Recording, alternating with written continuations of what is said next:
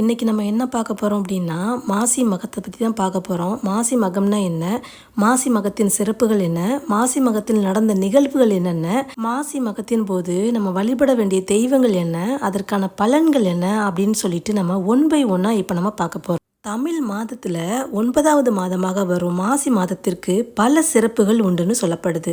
அதில் முதன்மையானதாக இருப்பது மகா சிவராத்திரி. அதை தொடர்ந்து மிகவும் சிறப்புக்குரிய புண்ணிய நாளாக கருதப்படுவது இந்த மாசி மகம்தான். மாசி மாதத்தில் மகம் நட்சத்திரம் வரும் நாளையே மாசி மகம் என கொண்டாடுறோம். இது பல்வேறு ஆன்மீக சிறப்புகளை பெற்ற நாள் என்பதோடு மட்டுமல்லாமல் பாவங்களை போக்கி அளவில்லாத புண்ணிய பலன்களை தரும் மாதமாகவும் சொல்லப்படுது.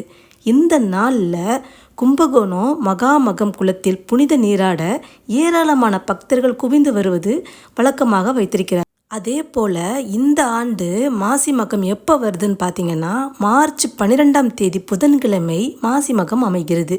அன்றைய தினம் அதிகாலை 3:53 மணிக்கு துவங்கி மார்ச் 13ஆம் தேதி காலை 5:09 வரை மகம் நட்சத்திரம் உள்ளது.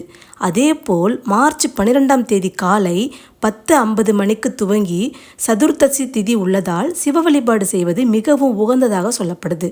சதுர்த்தசி சிவனுக்குரிய திதியாகும். இந்த திதியில வழிபடுவர்களுக்கு சிவபெருமானின் அருளும் பாவங்களிலிருந்து விடுதலையும் கிடைக்கும் என்பது நம்பிக்கை. முடிந்தவர்கள் அருகில் உள்ள நீர்நிலைகளுக்கு சென்று புனித நீராடலாம். அது மட்டும் இல்லாமல் 12 ஆண்டுகளுக்கு ஒரு முறை குரு சிம்மம் அல்லது சிம்ம ராசியில் நுழையும் பொழுது மாசி மகம் மகாமகமாக கொண்டாடப்படுதுன்னா பார்த்துக்கோங்க. இப்போது மாசி மகத்தின் போது நடந்த முக்கிய நிகழ்வுகளை பற்றி பார்க்கலாம். அதாவது தட்சனின் மகளாக அம்பிகை அவதரித்தது இந்த மாசி மகம் தினத்தில் தான் என சொல்லப்படுது. இது மட்டும் இல்லாமல் குழந்தை இல்லாத தம்பதிகள் மாசி மகம் அன்று புனித நீராடினால் அவர்களுக்கு புத்திர பாக்கியம் கிடைக்கும் என்பதும் நம்பிக்கை. சிவபெருமான் வருண பகவானுக்கு சாப விமோச்சனம் அளித்ததும் அதே நாளில்தான் என சொல்லப்படுது. இது சிவபெருமானையும் அம்பிகையும் வழிபடுவதற்கு ஏற்ற நாளாகவும் கருதப்படுது. இந்த நாளில் முன்னோர்களை வழிபட்டு தர்ப்பணம் அளிப்பதும் பல ஜென்ம பாவங்களிலிருந்து விடுதலை கிடைக்கவும் செய்யுது. அடுத்து மாசி மகத்தின் சிறப்புகளை பற்றி பார்க்கலாம்.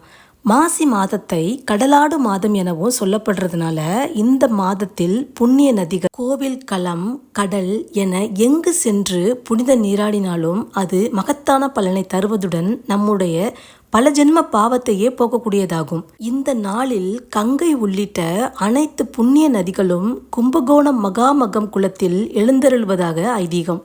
அதனால தான் இந்த நாளில் நாமும் சென்று நீராடினால் நம்முடைய பாவங்களும் நீங்குவதுடன் கங்கை உள்ளிட்ட புண்ணிய நதிகளில் ஆசியும் கிடைக்கும் என சொல்லப்படுது. அடுத்து மாசி மகத்தின் வழிபட வேண்டிய தெய்வங்கள் என்னென்ன அப்படின்னு சொல்லி பார்க்கலாம். மாசி மகம் அன்றுதான் முருகப்பெருமான் தன்னுடைய தந்தையான சிவபெருமானுக்கு பிரணவ மந்திரத்தை உபதேசம் செய்ததாக சொல்லப்படுது.